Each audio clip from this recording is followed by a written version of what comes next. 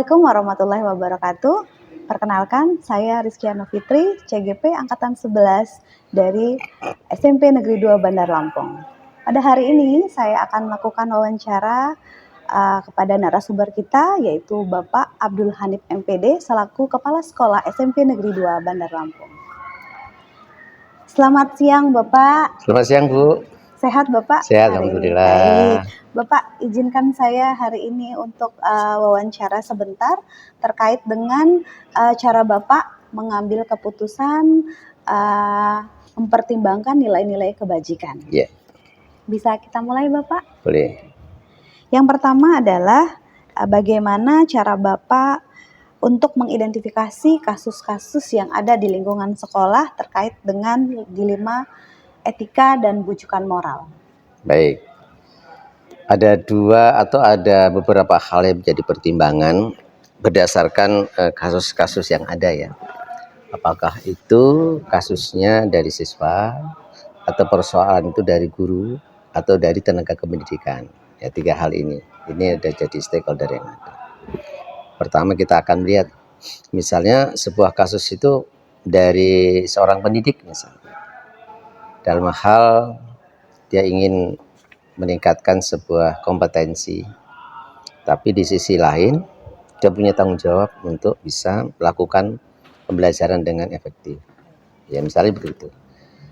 Misalnya tugas S2, belajar S2 di luar, gitu kan.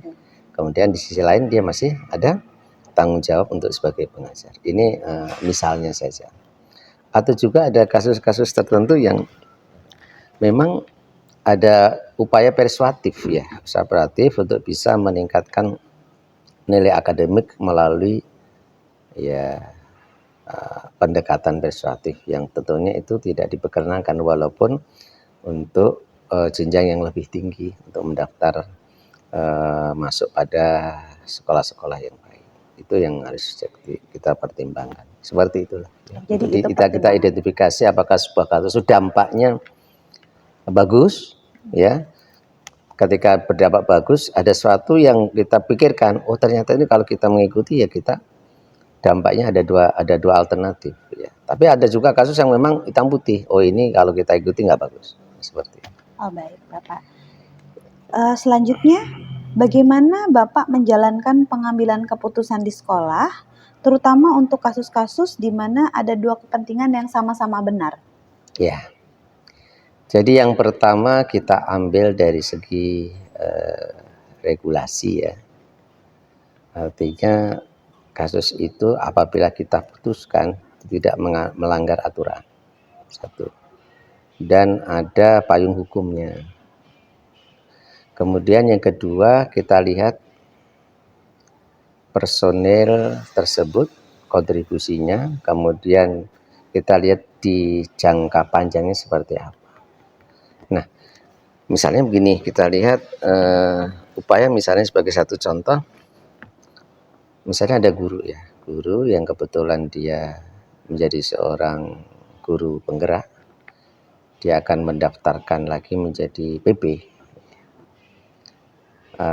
Satu sisi memang untuk meningkatkan kompetensi ya, tapi di sisi lain dia punya tanggung jawab untuk mengajar 24 jam. Nah, bagaimana ini kita ambil? Kita ambil dengan pertimbangan win-win solution. Pertama, kalau kita lolos kan, itu dampaknya satu sisi mungkin pembelajaran itu akan terganggu. Nah, tapi kita lakukan satu pendekatan yang kita gali dulu. Apakah memang ada solusi yang kita izinkan tetapi tidak mengganggu dalam proses pembelajaran? Kita tanya prosesnya seperti apa, misalnya ternyata di dalam kegiatan PP itu bisa disiasati, tidak mengganggu proses kegiatan pembelajaran. Sama-sama baik ini. Ya. Nah, kalau seperti itu ya kita ambil skala prioritasnya untuk jangka panjang untuk meningkatkan kompetensi guru, ya silahkan. Ya. Jadi diambil yang terbaik ya Pak, terbaik, tidak mengganggu aktivitas guru tersebut di sekolah, namun ada diberikan ruang untuk meningkatkan kompetensi guru melalui kegiatan itu. Nah, seperti tadi ada langkah-langkah yang Bapak lakukan, seperti Mhm. harus ada payung hukumnya, Iya, ada regulasinya. Adakah iya. prosedur-prosedur yang lain yang Bapak lakukan, Pak? Yang pertama tadi, legal. Legal itu apa yang saya putuskan itu sah ya, artinya dari segi hukum tidak melanggar. Kemudian regulasi, contoh tadi, ketika, kepala sekolah mengizinkan dalam rangka untuk peningkatan kompetensi misalnya dalam tanda petik S2, berbeda ya, S2 di dalam dengan S2 di luar, itu regulasinya dibolehkan. Tapi dengan catatan kalau dia melaksanakan kegiatan kualifikasi S2 di luar provinsi, maka harus mengambil cuti. Oh Ya, iya Pak, seperti itu. betul betul. Nah, kemudian yang kedua, regulasinya mendukung, dibolehkan oleh pemerintah. Yang ketiga dengan mempertimbangkan, oh ini bagus ini untuk jangka panjangnya bahwa kebutuhan kompetensi guru ini untuk meningkatkan satu karir mungkin. Yang kedua dalam rangka untuk pembebasan ke anak-anak dan ke sekolah. Jadi bisa regulasi, bisa intuisi. Ya, intuisi itu pandangan jauh ke depan, bisa juga orientasinya ke jangka panjang yang pribadi oleh yang bersangkutan, atau bisa berdasarkan regulasi tadi tidak melanggar itu. Ya. Baik Bapak, selanjutnya apa saja yang selama ini Bapak lakukan yang Bapak anggap efektif dalam mengambil sebuah keputusan di dilema etika? Baik, dalam mengambil keputusan pada kasus-kasus dilema etika itu, ketika dikatakan efektif, yang pertama, ketika mengambil sebuah keputusan akan kita pikirkan dampak regulasinya. Apakah akan menyalahi aturan atau tidak? Itu yang pertama. Yang kedua, outputnya dan outcome yang bersangkutan ke jangka panjang bisa menjadi inspirasi bagi kawan-kawannya. Ya, satu. Yang ketiga juga bisa meningkatkan kompetensi yang bersangkutan itu sendiri. Ya. Itu yang saya anggap itu mempertimbangkan keefektifan untuk memutuskan dalam dilema etika ya. Jadi ada 3 hal tersebut Iya. ya Pak ya. Oke, selanjutnya dalam menyelesaikan atau membuat suatu keputusan terkait dengan dilema etika, apakah Bapak memiliki waktu khusus atau jadwal khusus karena mempertimbangkan mungkin Bapak banyak aktivitas atau Bapak langsung memutuskan secara berpikir cepat atau Bapak ada waktu khusus yang sudah Bapak tentukan?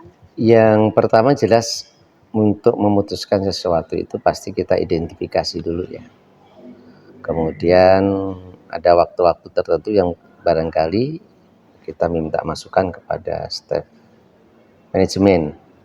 Itu kita jadwalkan satu minggu sekali. Nah itulah hal-hal yang menjadi satu persoalan sekolah. Salah satunya adalah dilema etika ini, yaitu akan kita minta masukan. Ya waktu khusus memang. Tidak serta-merta langsung ada kasus kita putuskan, tidak, tetapi memang kita ajak bicara staf kurikulumnya, dari kesiswaannya, sarpras, pokoknya yang terkait dengan itu kita ajak untuk berikan masukan. Tapi paling tidak ya kepala sekolah sudah punya frame ketika menentukan rapat pada tertentu di hari apa, di minggu pertama misalnya, setiap minggu sekali, itu sudah punya gambaran. Sehingga nanti tinggal masuk ke masukan itu akan kita ramu menjadi satu keputusan yang efektif. Ya.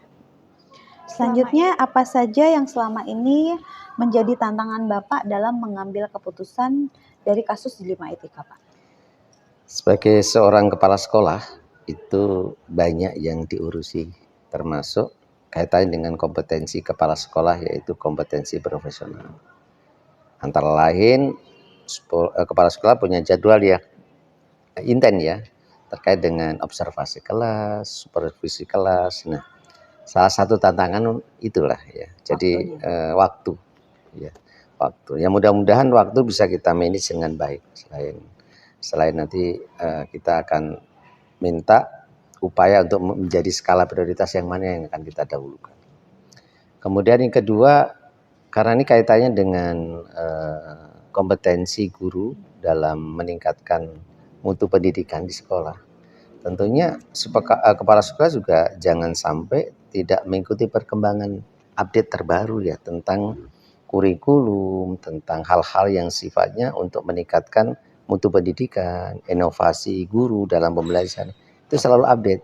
Sehingga apapun nanti ketika ada program pemerintah misalnya tentang PP, tentang guru penggerak atau yang lain lah ya, yang kaitannya ketika itu muncul menjadi sebuah dilema etika, kepala sekolah harus punya wawasan, harus punya solusi yang terbaik berdasarkan apa yang sudah kita dapatkan dari informasi-informasi terbaru tersebut.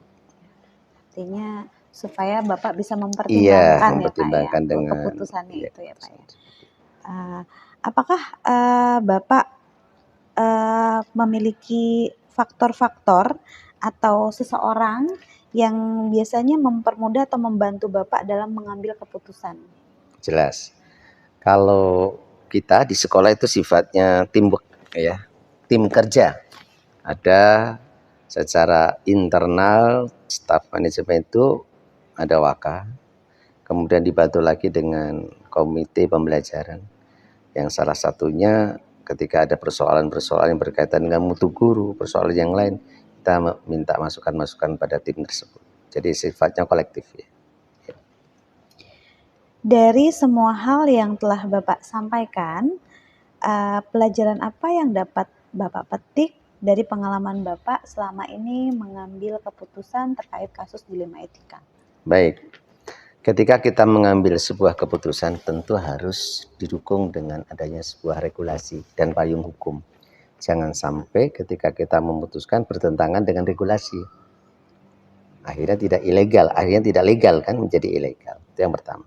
Kemudian kedua, mengambil sebuah keputusan, katakanlah dilema etika ini harus dengan mempertimbangkan hal yang sedetail-detailnya, dampaknya dari keputusan yang akan diambil. Oleh karena itu, tidak bisa perseorangan, kepala sekolah sendiri harus melibatkan tim, melibatkan staf manajemen, sehingga nanti masukan-masukan itu sangat berharga ketika kita memutuskan salah satu apa yang menjadi keputusan final untuk itu.